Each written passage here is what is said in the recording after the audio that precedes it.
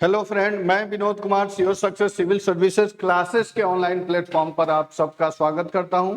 आप सबको पता है कि बिहार में ये स्टेट की वैकेंसी आ चुकी है और अभी कल फॉर्म भरने का प्रोसेस था वो ख़त्म कर दिया गया है। और इसी के अकॉर्डिंग स्टेट का जो सिलेबस है, क्योंकि ये बहुत बड़ा अपॉर्चुनिटी है, स्टेट बिहार में हो रहा है, तो ये हायर एजुकेशन के लिए यानी आप 9, 10th और 11, 12 में टीचर बनना चाहते हैं तो बहुत बड़ी अपॉर्चुनिटी है। आप स्टेट क्वालिफाई करके आप हाई स्कूल में यानी माध्यमिक और उच्चतर माध्यमिक स्तर पर शिक्षण का कार्य कर सकते हैं। और ये बिहार में बहुत बढ़िया अपॉर्चुनिटी आपको बिहार गवर्नमेंट दे रही है। सैलरी वाइज भी देखा जाए तो इनके अकॉर्डिंग यानी हाई स्कूल के टीचर जो प्राइमरी स्कूल के होते थे उनके बनिस्पत अच्छा है। तो इसके अगर हाई स्कूल का टीचर बनना है तो बिहार में आपको स्टेट पास करना अनिवार्य है। और इसी संबंध में मैं स्टेट के सिलेबस का डिस्कशन कर रहा हूँ, पेपर 2 का। अगर आप 11, 12 के स्तर पर अगर टीचर बनना चाहते हैं तो पेपर 2 आपको क्वालिफाई करना पड़ेगा। और वह सब्जेक्ट आपका पीजी स्तर का होना चाहिए, यानी आप पीजीटी टीचर कहे जाएंगे, पोस्ट ग्रेजुएट टीचर कहे जाएंगे। अगर आपने बीएड कर रखा है और आप पीजी कर रखे हैं उस स्पेसिफिक सब्जेक्ट में तो आप स्टेट का एग्जाम दे सकते हैं। इसी सिलसिले में मैं स्टेट पेपर 2 हिंदी साहित्य का डिस्कशन करूंगा, सिलेबस का डिस्कशन करूंगा। यानी हिंदी साहित्य जो सिलेबस है पेपर 2 के अकॉर्डिंग ध्यान रखेंगे। पेपर 2 यानी पेपर 2 जो है यह उच्चतर माध्यमिक कहा जाता है इसको। उच्चतर माध्यमिक में पेपर 2 के पास करने के बाद आप टीचर बनेंगे, ठीक है। तो इसी सिलसिले में मैं हिंदी साहित्य के सिलेबस की बात करूंगा। अगर आप हिंदी साहित्य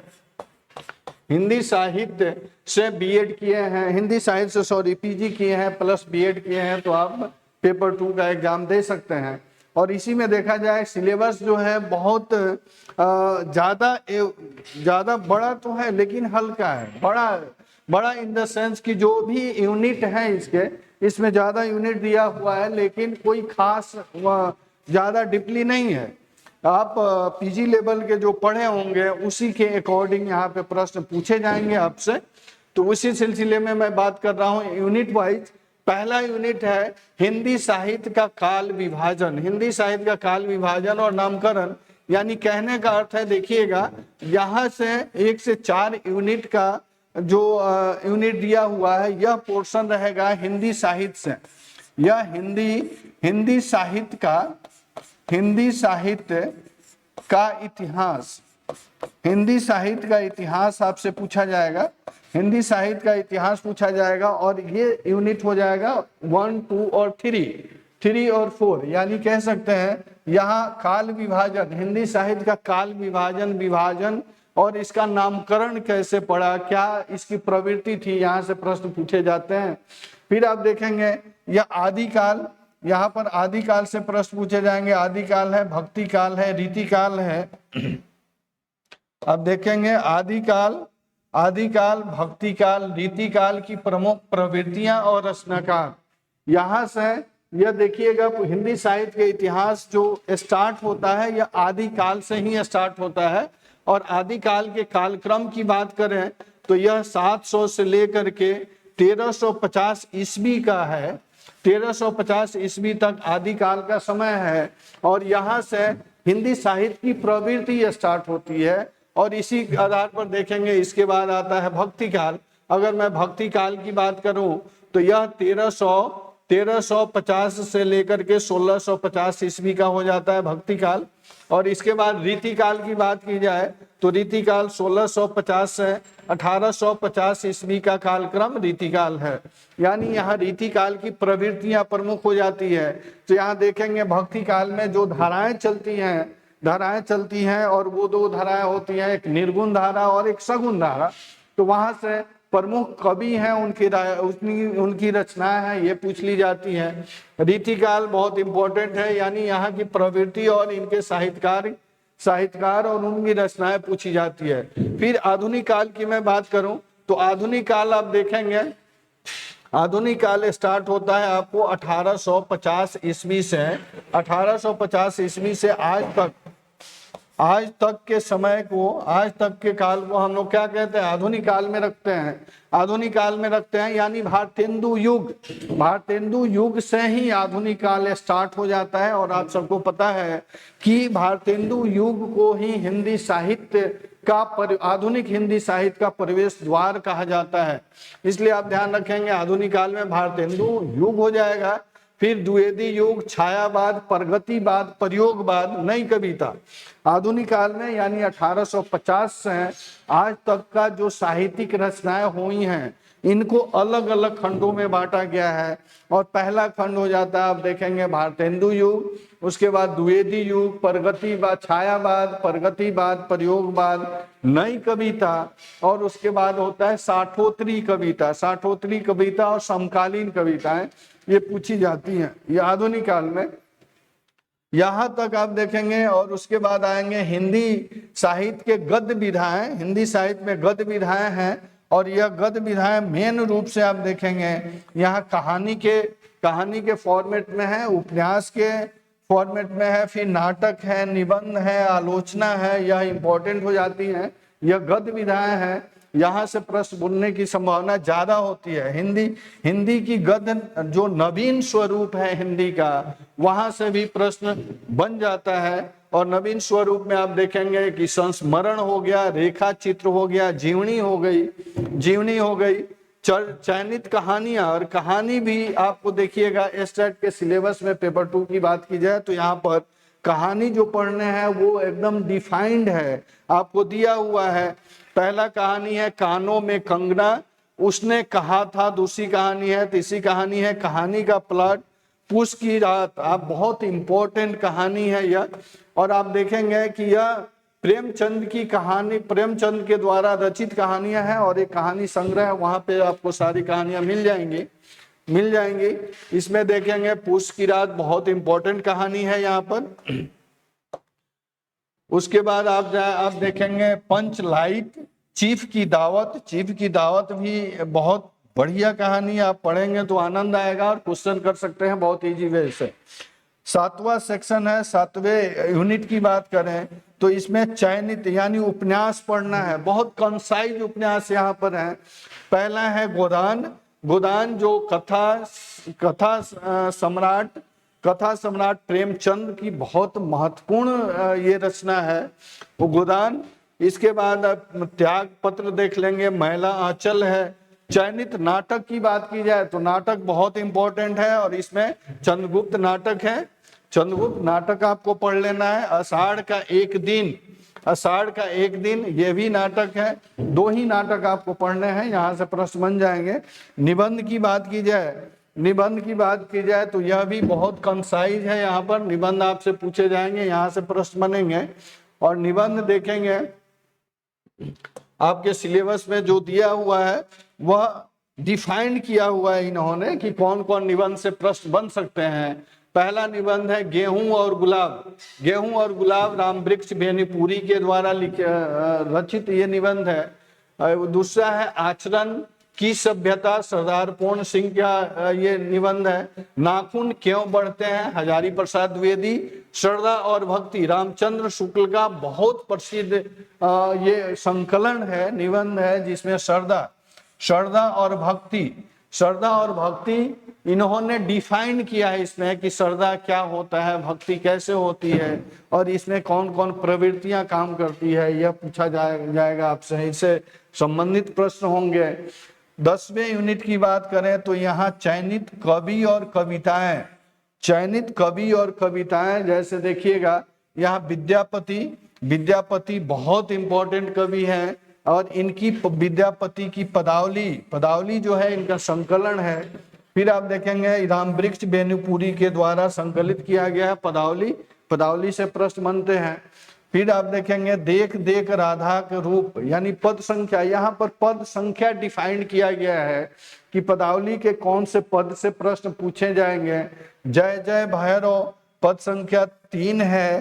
कुंज भवन निक्षेरे पद संख्या 59 है। तालत सैकत बार बिंदु सम, पद संख्या 254 है। यानी कहने का अर्थ है कि स्टैट इसमें आपको पूरी पदावली नहीं पढ़नी है, पदावली में भी जो रामवृक्ष बेनीपुरी के द्वारा संकलित है, इसमें पदावली का पद संख्या दिया हुआ है, उस पद को पढ़ लेंगे, आपका काम चल जाएगा। और यहाँ देखेंगे कबीर, कबीर बहुत इंपॉर्टेंट हो जाते हैं, आपको पता है ये भक्ति काल के कवि हैं, और भक्ति काल में निर्गुण ज्ञानाश्रयी धारा के कवि हैं, निर्गुण ज्ञानाश्रयी धारा के कवि हैं। यह देखेंगे बहुत इंपॉर्टेंट कवि हो जाते हैं। कौन? अगर कबीर की मैं बात करूं, कबीर की बात करूं तो आप यह देखेंगे कि यह किस काल के कवि हो जाते हैं? भक्ति काल, भक्ति काल के कवि हो जाते हैं। और भक्ति काल की बात की जाए तो आपको पता है यह 1350 से लेकर के 1650 ईस्वी का कालक्रम है, और इसको दो भागों में बांटते हैं। इसमें दो धाराएं होती हैं, एक धारा होती है निर्गुण, निर्गुण धारा कहते हैं, दूसरा धारा जो होता है यह सगुण होता है, सगुण होता है। यानी यहाँ निराकार ईश्वर की बात की जाती है, यहाँ साकार ईश्वर की बात की जाती है। और इसी धारा के इस निर्गुण में दो धाराएं होती हैं, एक होती है निर्गुण ज्ञानाश्रयी धारा, ध्यान रखेंगे, निर्गुण ज्ञानाश्रयी, निर्गुण ज्ञानाश्रयी धारा। और दूसरी धारा की बात की जाए तो यह निर्गुण प्रेमाश्रयी धारा, निर्गुण प्रेमाश्रयी, निर्गुण प्रेमाश्रयी धारा यहाँ पर होती है। और इसके प्रमुख कवि आपको पता है कि इसके प्रमुख कवि मलिक मोहम्मद जायसी हो जाते हैं, मलिक मोहम्मद जायसी, मलिक मोहम्मद जायसी जो हैं निर्गुण प्रेमाश्रयी धारा के कवि हैं। और निर्गुण ज्ञानाश्रयी धारा के प्रमुख कवि कौन है? कबीर हैं। इसके साथ आप देखिएगा अन्य कवि हैं, दादू दयाल, मलुकदास, ये अन्य कवि हो जाते हैं। ये बहुत इंपॉर्टेंट है, इनकी रचनाएं देखिए स्पष्ट किया हुआ है, दुल्हिनी गावहूं मंगलाचार, मेरे घर आए राजा राम भरतार। यानी यह निर्गुण होते हुए भी किस रूप में सगुण हो जाते हैं, इस एग्जाम्पल में इन्होंने दिखाया है। यानी कहते हैं निर्गुण गावहूं, दुल्हिनी गावहूं मंगलाचार, मेरे घर आए राजा राम भरतार। कहने का अर्थ है कि मेरे घर मेरे प्रभु आए हैं, मेरे प्रियतम आए हैं, मेरे ईश्वर आए हैं, और सखियां तुम मंगलाचार गाओ। इसके एग्जाम्पल के तहत आप समझ सकते हैं, इस कविता के तहत आप समझ सकते हैं कि कैसे कबीर निर्गुण होते हुए भी ये सगुण रूप में दिखते हैं। दूसरा है झीनी झीनी बीनी चदरिया, बहुत इंपॉर्टेंट ये रचनाएं हैं, और इनके द्वारा बहुत अच्छा संदेश दिया गया है समाज को। तीसरा है काहे रे नलिनी, यहाँ से ये सब रचनाएं पढ़नी है, इन कविताओं के भावार्थ को पढ़ना है। सूरदास, सूरदास की बात की जाए तो आप देखेंगे ये सगुण धारा के कवि हो जाते हैं। सगुण धारा की बात की जाए तो आप देखेंगे, अगर सगुण धारा की बात की जाए, सगुण धारा की बात की जाए तो यहाँ देखेंगे भक्ति काल के ही मेन धारा है सगुण, भक्ति काल की ही धारा है सगुण धारा, सगुण धारा ध्यान रखेंगे।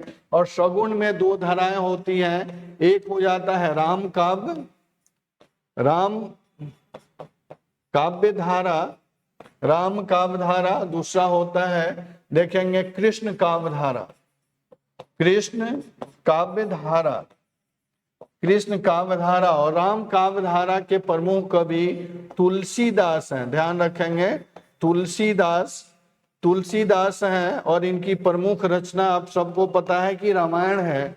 और कृष्ण काव्य धारा के प्रमुख कवि यहाँ पर सूरदास हो जाते हैं, ध्यान रखेंगे सूरदास हो जाते हैं। और इनकी रचना, प्रसिद्ध रचना जो है एक सूर सागर है, प्रसिद्ध रचना सूर सागर है, और जिसका एक पार्ट है भरमर गीत सार, भरमर गीत सार, ध्यान रखेंगे भरमर गीत सार है।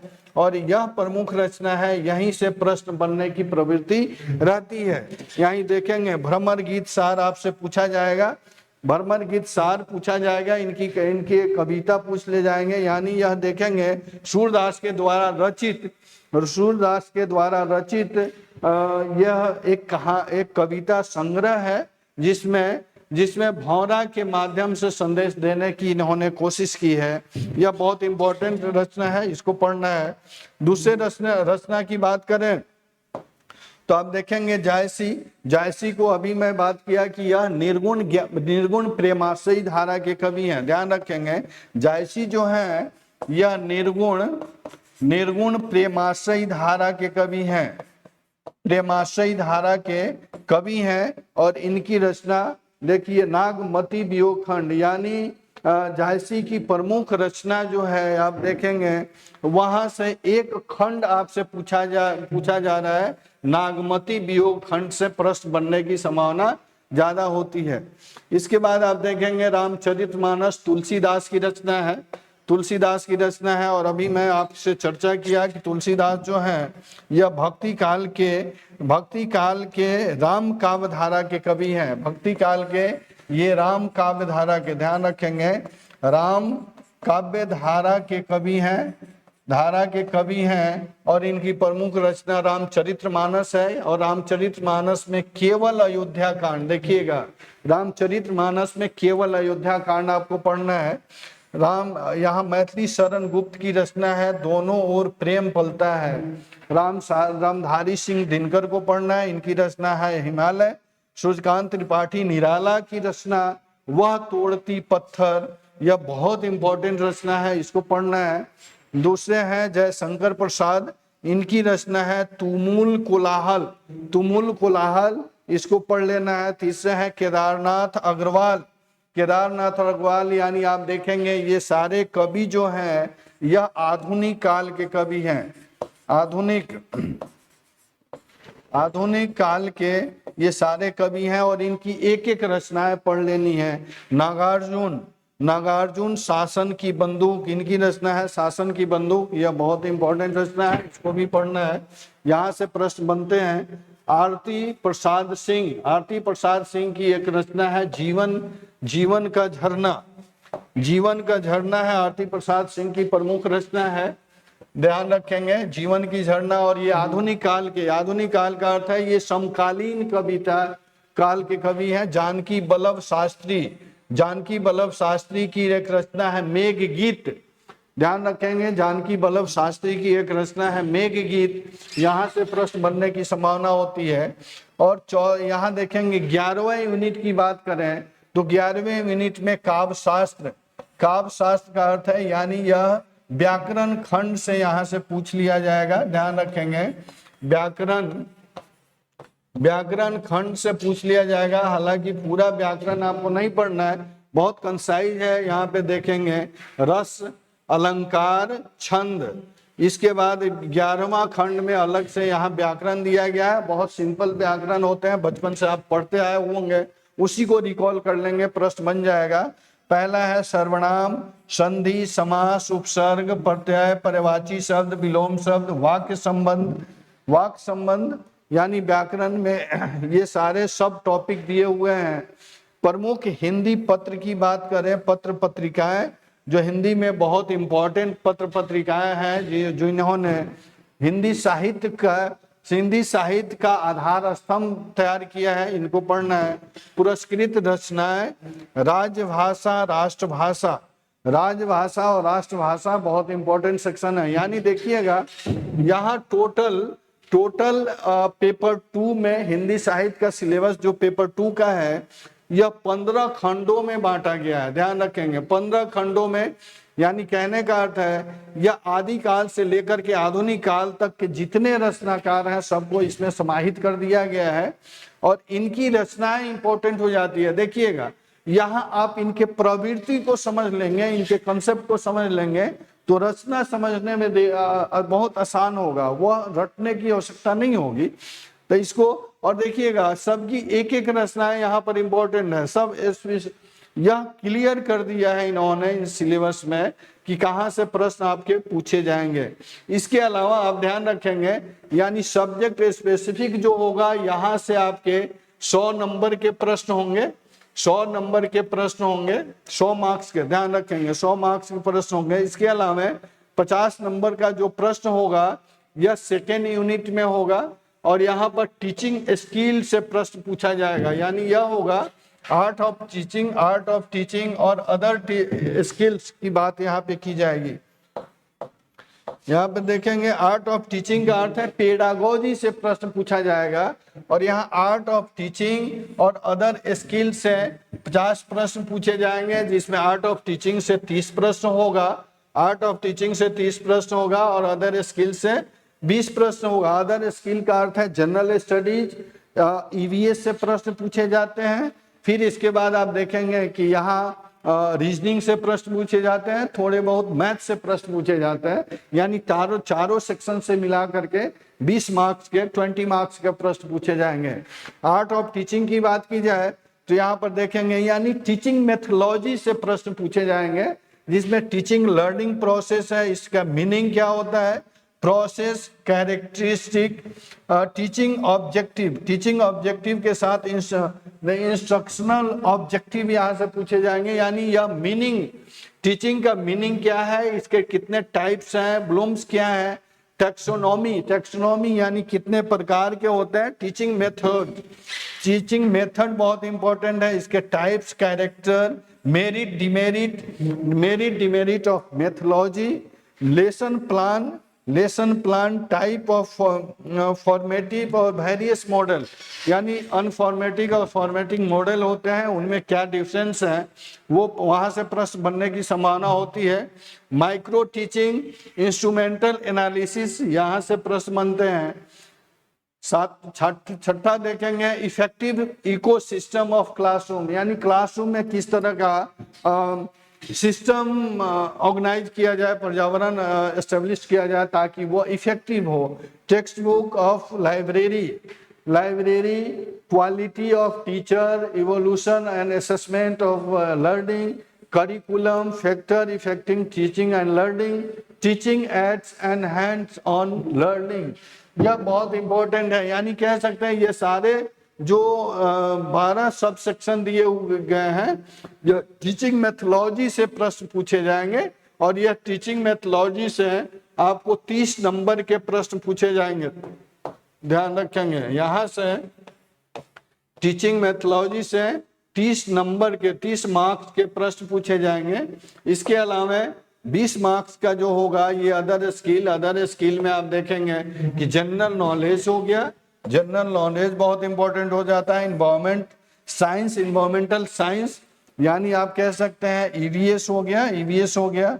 मैथमेटिकल एप्टीट्यूड, मैथमेटिकल एप्टीट्यूड का अर्थ होता है जनरल मैथ्स, यहाँ से पूछे जाएंगे, ध्यान रखेंगे जनरल मैथ्स से प्रश्न बनने की संभावना होती है। लॉजिकल रीजनिंग, यहाँ से इस 4 सेक्शन से 20 मार्क्स के प्रश्न होंगे, आपके 20 मार्क्स के प्रश्न होंगे।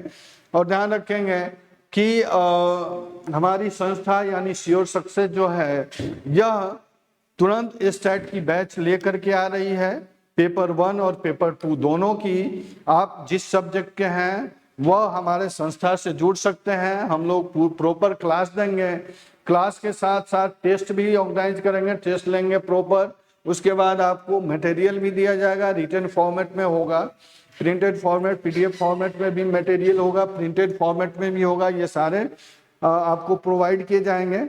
और साथ में कॉन्सेप्ट क्लियरिटी होगा, यानी कोशिश किया जाएगा कि हर एक स्तर पर आपका कॉन्सेप्ट क्लियर हो, और कॉन्सेप्ट क्लियर होगा तो फैक्ट को याद करना नहीं पड़ेगा, फैक्ट अपने आप वो इंक्लूड होते जाएगा। कॉन्सेप्ट क्लियर करेंगे तो हर एक स्तर पर ये काम की जाएगी।